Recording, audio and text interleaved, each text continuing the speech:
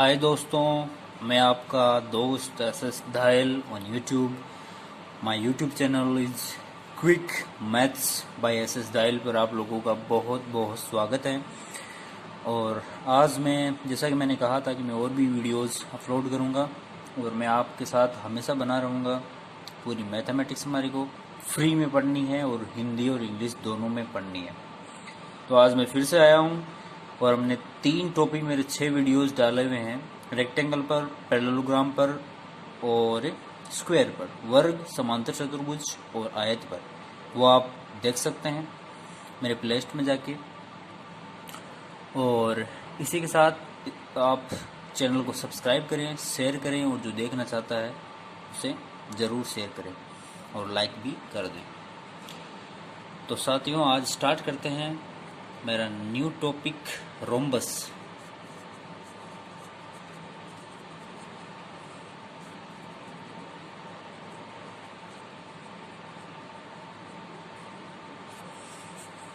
समचतुर्भुज, rhombus यानी समचतुर्भुज।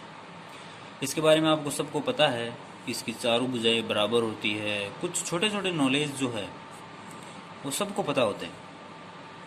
छोटी छोटी कुछ बातें वो सबको पता होती है, लेकिन एग्ज़ाम्स में जो क्वेश्चन पूछे जाते हैं वहाँ तक हम चलेंगे। थ्योरी पार्ट पूरा करेंगे। ये चारों भुजाएं इसकी बराबर होती है। ए बी बराबर बी सी बराबर सी डी बराबर डी ए। पहला जो हमारा पॉइंट ये निकल गया था, चारों भुजाएं इसकी बराबर होती है। साथ ही साथ इसके दोनों विकर्ण D1 और D2 वो बराबर नहीं होते हैं। इसके जो ये विकर्ण हैं वो आपस में बराबर नहीं होते, जबकि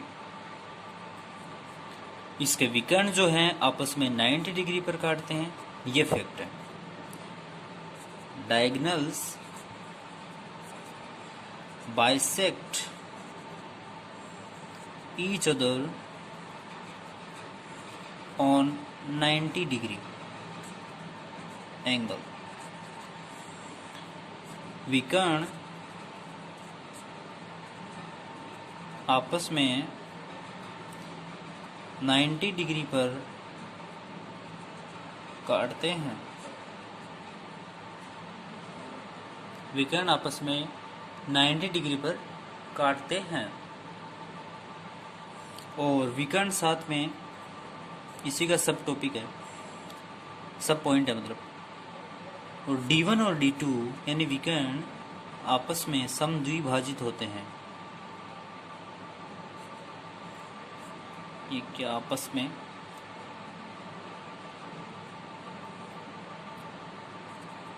समद्विभाजित होते हैं।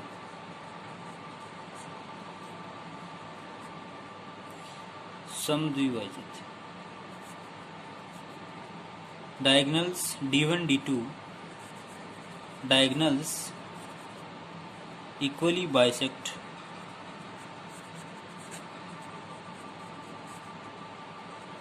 Each other.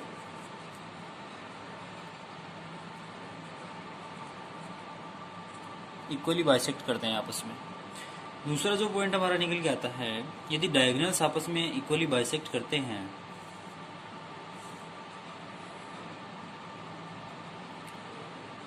थोड़ा सा ये डायग्राम को आपको ध्यान रखना होगा। चारों भुजाएं इसकी बराबर होती है, इस हिसाब से थोड़ा सा कभी कभी डायग्राम ठीक से नहीं बनता।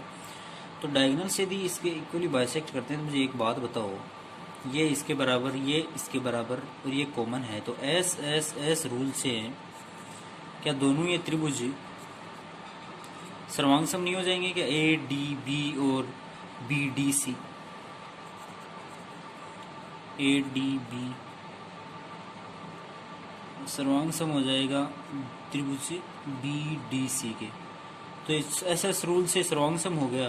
तो मुझे एक बात बताओ, इस ट्रायंगल का एरिया 1/2 होगा इसका। ये डायगोनल इसको आधा आधा एरिया में बांटेगा, ये तो पता है आपको, ये बांटेगा। अब आगे चलते हैं, आधे आधे एरिया में बांटेगा। और इसी के साथ ये है कि D1 D2 आपस में क्या करते हैं,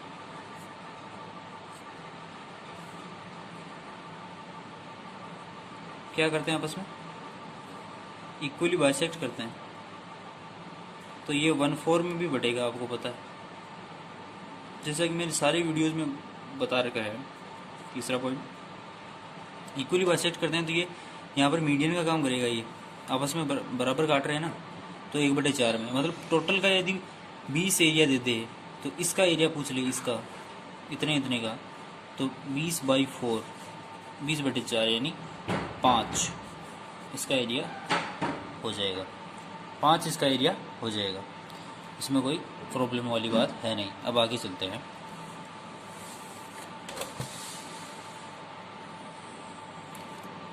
चौथा जो पॉइंट निकल के आता है वो ये है कि इसके जो डायगोनल है, x x x x, इसके चारों कोण 90 डिग्री के नहीं होते। चारों कोण जो इसके 90 डिग्री के नहीं होते, मतलब एंगल बाइसेक्टर होता है। डायगोनल्स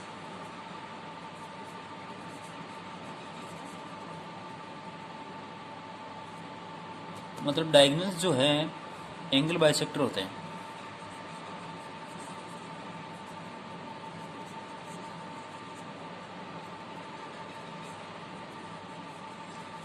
विकर्ण कोण द्विभाजक होते हैं। ये एक्स एक्स तो ये भी एक्स एक्स, मतलब बराबर बराबर कोणों में ये डिवाइड करेगा, एंगल बाइसेक्टर होता है। पांचवा पॉइंट,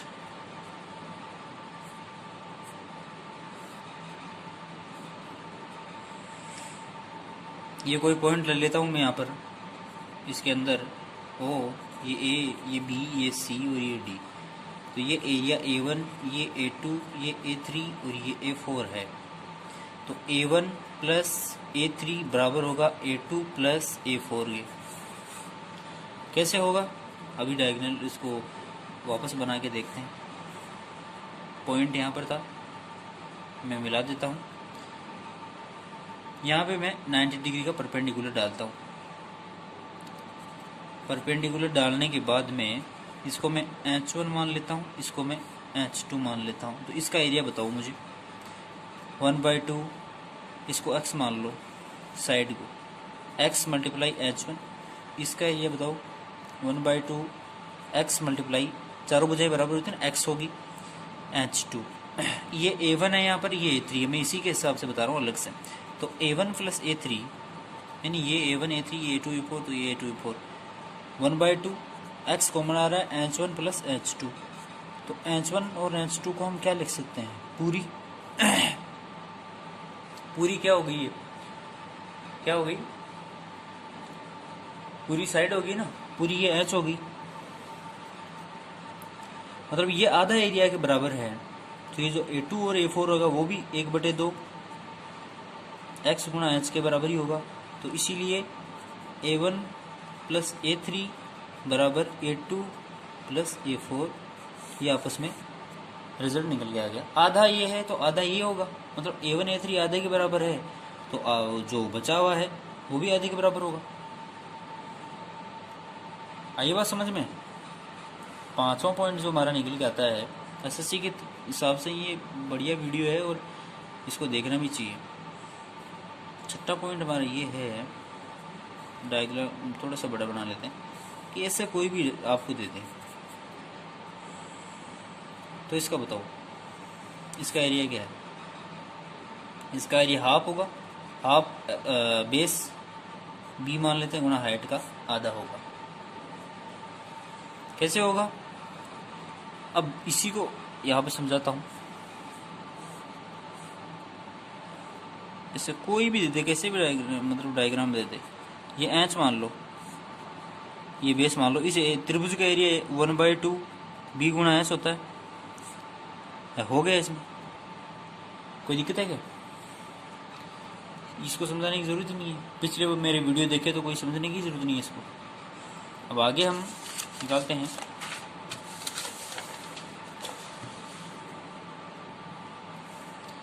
सातवां पॉइंट, एंगल कहता है कि इसके मिड पॉइंट्स को मिला देने से क्या बनता है।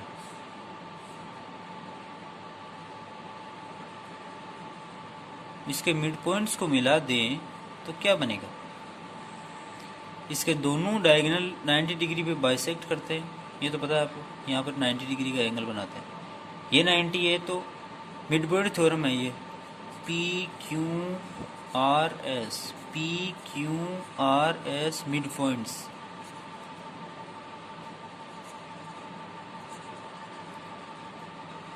ए बी सी डी, इसको यहाँ पर समझते हैं।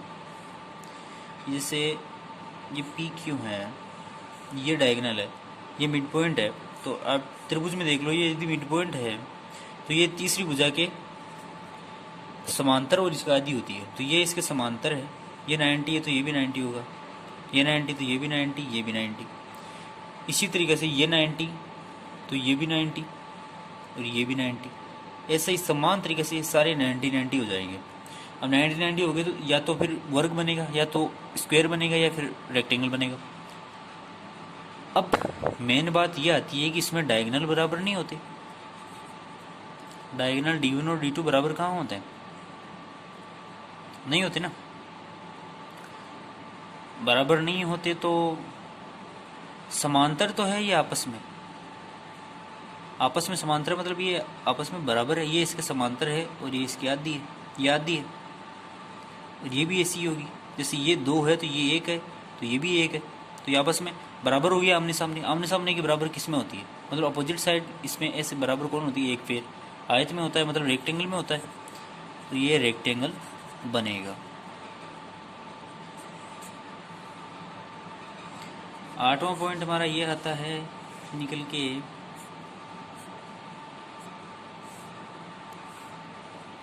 कि ये जो है मिला दूँ मैं यहाँ पर P Q A B C D, P Q mid points है तो S T D S S T T B equal होंगे सारे। कैसे होंगे वो फिर से समझते हैं।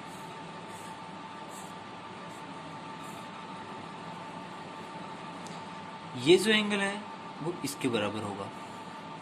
ये x मान लो, इसको x मान लो, इसको x मान लो, बराबर होगा। ये वाला y मान लो, ये y। मैंने प्रीवियस ईयर वीडियो में अच्छे से समझा रखा है, मतलब इसको भी यहाँ से हमें मिलाना पड़ेगा। यहाँ तक माने तो ये मान लेते हैं x, तो ये x/2। यहाँ तक ये मिड पॉइंट है, ये मिड पॉइंट, तो ये भी मिड पॉइंट होगा। इसको बड़े डायग्राम में बनाते हैं ना,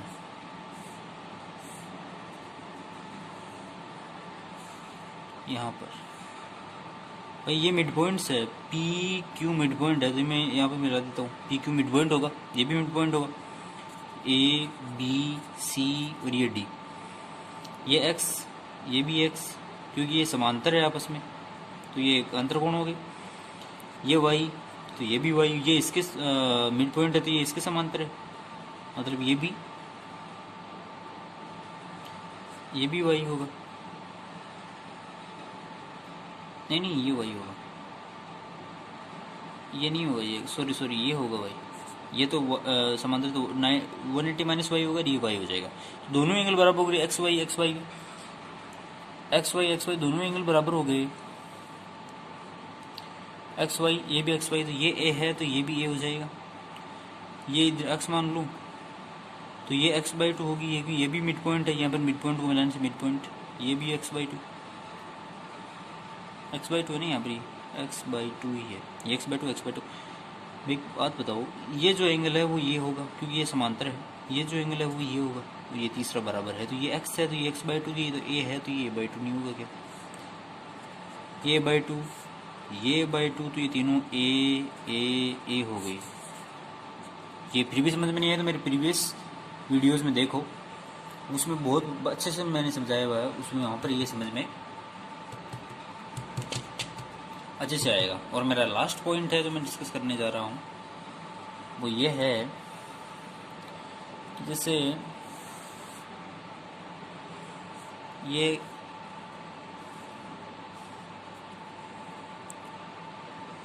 इनके डायगोनल्स को मिलाते हैं और डायगोनल्स का मिड पॉइंट यहाँ से ये ओ है, A B C D, D O का mid point P Q R S, D O O B O C A O, D O का तो है पी, ओ बी का है आर, ओ सी का है क्यू और ए ओ का है एस। मिड पॉइंट्स है तो क्या बनेगा, मतलब ये एक में देख लो मिड पॉइंट्स ये है तो ये इसका एक है तो इसका 3 होगा, क्योंकि ये 2 है तो ये 1 है, इसका टोटल का एरिया 4 होगा, इसका 3 है तो इसका 1 होगा। ये मिड पॉइंट थ्योरम आपको 10वीं क्लास में पढ़ी होगी और अच्छी तरीके से पढ़ी होगी मेरे हिसाब से। ये यदि मिड पॉइंट है तो तीसरी भुजा के समांतर उसकी आधी होती है, ये 2 है तो ये 1 होगी, मतलब एरिया साइड का स्क्वायर होता है। ये टोटल 4 हो गया तो ये 1 है तो 1 का स्क्वायर 1, ये 3 बच गया, टोटल 4 हो गया ना।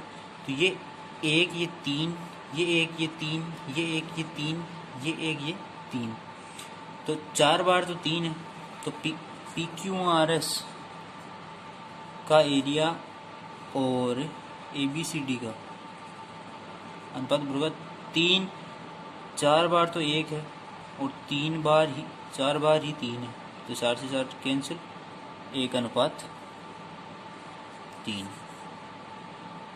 तो दोस्तों ज़्यादा वीडियो को मैं बड़ा नहीं करना चाहता, इसी के साथ मैं इसको फिनिश करता हूँ। और समझ में नहीं आया तो कमेंट बॉक्स खाली पड़ा है, कमेंट करो, और भी वीडियो लाता रहूँगा मैं, किस चीज़ पर वीडियो लाऊँ ये भी आप कमेंट करके बताओ मुझे। तो tata bye bye, see you in the next video, और आप शेयर करते रहो, सब्सक्राइब कर लो।